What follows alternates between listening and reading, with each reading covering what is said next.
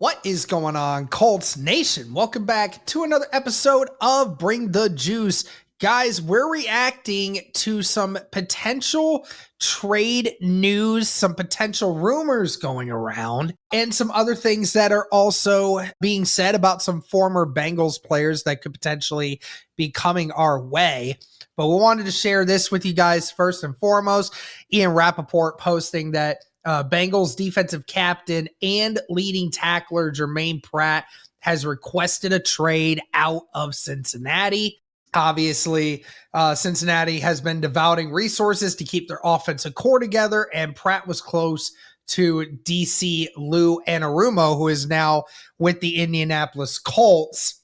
Before we get into, Cody, the talks about what Lou and Germaine said about each other, how do you feel about people trying to link Germaine Pratt to the Colts? Because obviously we know he understands Lou Anarumo, but you also see that this guy was a defensive captain and he was also a leading tackler. So certainly sounds like a good player if you were the Indianapolis Colts and you're trying to get another good player on the defense.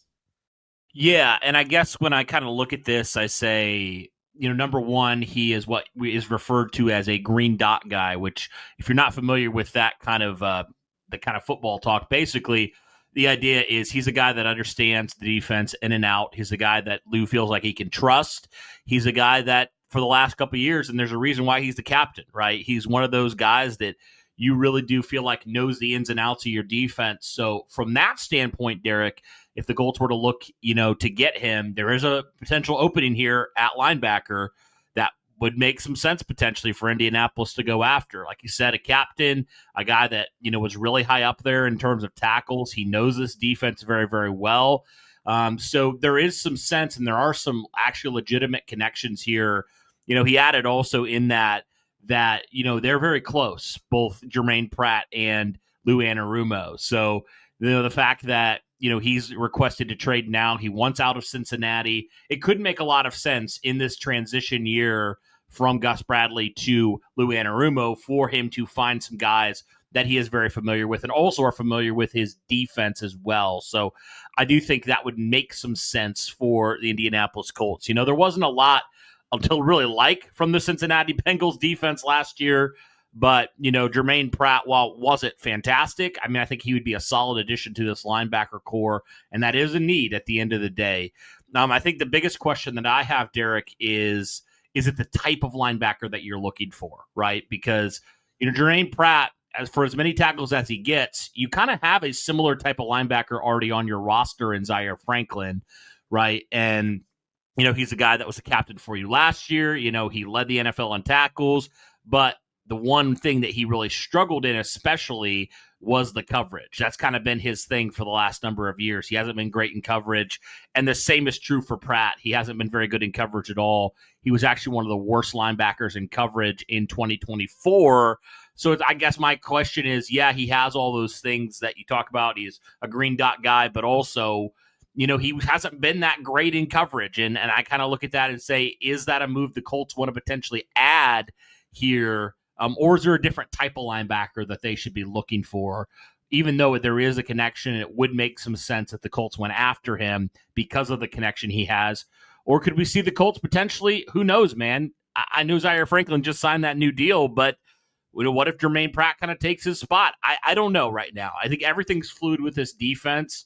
A lot of people would say Zaire Franklin's sticking around. I think that's probably likely, but I don't know, Derek. Is there a way where both these players can function in this defense? I don't know. That's the great question, and that's kind of what everybody's wanting to know, right? Like if Germaine, so the only reason you would make a move like this is if you're not bringing back EJ Speed, or if the Colts were making the transcendent move to cut Zaire Franklin all of a sudden because they just can't get over the fact that, all of this drama that he caused through the entirety of the season last year, that's the only reason you would make a move like this.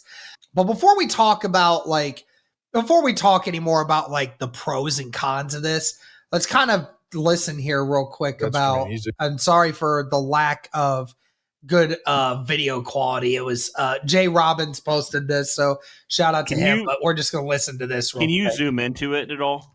I have no idea. That's about as best as I can get it. That's better. That's Germaine. He's a guy that wants to be out there every snap. He is, I think, a guy that is as competitive as they come, but also is, he got a little bit of a bad rap on the end of the Kansas City game, but he came back the next day and stood in front of everybody and said, "Hey, I wasn't a good team." That to me, that's who and what we're all about. I had a moment, but let me let everybody know that that's not who I am. I'm a great teammate and so on. So I love Germaine. I hope he's back too. He's one of our leaders, and he's a heck of a football player. All right, so that was he's a guy. Lou. Now let's see. In return, I mean, it means everything. Your DC. This will be my 5th year with him, so it's huge. You get to play fast, keep on elevating your game and stuff. I think working with Lou every year, you can see in the league that I have improved. So why would I try to go somewhere else and learn a new system, probably slow down, and not keep on steady improving as a player? I want to be an impact player and keep on improving with my game. So that's why I came back. You heard that, Cody. He was talking about how he came back to Cincinnati after, his contract was up. He came back to Cincinnati for that exact reason, was to be with DC Lou Anarumo. The whole connection with Lou and Germaine, it's there, and it's very easy to see. So, a guy that you're getting very similar production to what you had from EJ Speed just this last year. I don't know how the missed tackle numbers are. I got to imagine they're a little bit better than EJ Speed's, because Zaire and EJ Speed are literally number 1 and number 2 when it comes to overall missed tackles throughout the year. I mean, again, you're right. You still need those linebackers that are going to be coverage guys. And again, I feel like Jalen Carlisle can be that guy. If you want to draft another linebacker in the draft that's going to be in that situation, Lou has different defenses for different personnel, and they have different ways they can do it. But at the end of the day, one, what would it cost you to get him, right? What would it cost to get a Germaine Pratt to the Indianapolis Colts? Now, you look at the numbers and you sit there and you say, okay, so he's not an elite linebacker, a good linebacker at that, but, not an elite linebacker in terms of production and overall value, but which leads to a good thing for the Indianapolis Colts. And again, if Germaine Pratt is destined to want to come to Indianapolis to be under Lou Anarumo again, then that takes more of the advantage away from the Bengals. You would probably be getting a day 3 draft pick. Let's be honest. It's probably what it would end up being, because, if EJ Speed was on the trade market right now, I'd say that at best, somebody be willing to give up a 3rd or 4th round pick at best. So, you're not going to give up a whole lot of trade value for him. And when it comes to his contract, the good thing is, Cody, with the contract that he does have, I'm going to pull it up because I don't think it's that much. So he is currently in the process of a 3-year, $20 million contract. So averaging out at about just over $6.5 million. The cash that he would be owed in 2025 would be 5.6. So basically you'd be getting probably the same level of player, potentially higher. You have more higher potential with Germaine Pratt than you maybe would with an EJ Speed. And he's a little bit younger, and he's going to be costing around the same amount of money. It does make a lot of sense for that. But like you said, what kind of player is he? What kind of help does he bring to the table? And you're right. If you're going to have Zaire Franklin and Germaine Pratt out there, it kind of feels like the same kind of linebacker in a way, but you certainly can't take away the experience of knowing, for Lou, it's only his first off season with the Indianapolis Colts. You want to try to get as many people that know how you do defense as you can. And Germaine Pratt certainly seems like one if EJ Speed is out the door.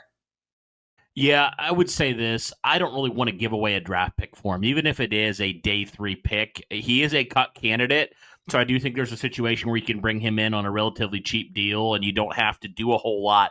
Because Derek, even under Lou Anarumo, he really struggled. He was kind of right at the center of the Bengals' struggles in 2023. I mean, and you've talked all about, the missed tackles. I mean, he missed 20 tackles. He had the team high in missed tackles this last season. He struggled in coverage. He had a down year. So for me, I'm not willing to give up anything for him at this point. I think if you're going to give up something, go get a more proven linebacker and one that's more proven as of recently. But I think he'd be a solid guy that you'd bring in via free agency if he does get cut, because he knows the system and stuff like that and all that, that's fine.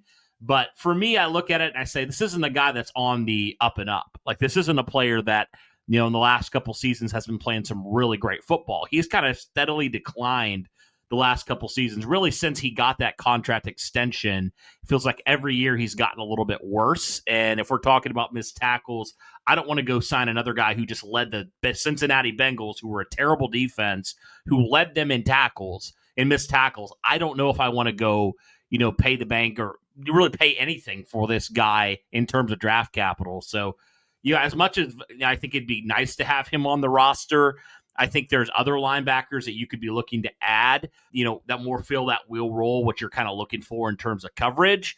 But I wouldn't be opposed if you signed him, say, on a cheaper deal if he did get cut. That's kind of where I stand with it, where it's like he's an okay player right now. He's 28 years old, so he's not like in the prime of his career, but he's still got some good years left. So I would be okay with it as long as you get him for the right price and you're not giving up a whole lot. I would be okay with that, just for the fact that he knows Lou's system, and I think it'd make that transition to the system a little bit smoother for some of these guys. So that's kind of what I would say when it comes to him and what this defense would look for. And I know he's had some good years, but Derek, his last good year was 2 seasons ago. Like, it's been a while since he's been a really good linebacker in this league. So I don't know. I'm kind of torn on it. Like, he's pretty mid to me at this point in his career. And I don't know. That's kind of where I stand on it. It's like, I'd be all right with it, but for the right price, I'd be okay with it. Yeah, no doubt. But yeah, it's definitely going to be interesting. That's one of the first names that we have heard kind of, potentially linked to the Indianapolis Colts this offseason from a trade perspective. Let us know your thoughts, guys. Would you want to bring Germaine Pratt in here via trade, or even if he is somehow cut throughout this year? If they do cut him, I think that I don't know how much that would actually cost them. I know the dead cap for the Bengals would only be $2.5 million if they traded him. So it's not like they're losing a lot when it comes to trading away Germaine Pratt. So maybe it's more of an incentive to give up virtually nothing. But yeah, let us know your thoughts, guys. Thank you so much for tuning in. And as always, go Colts.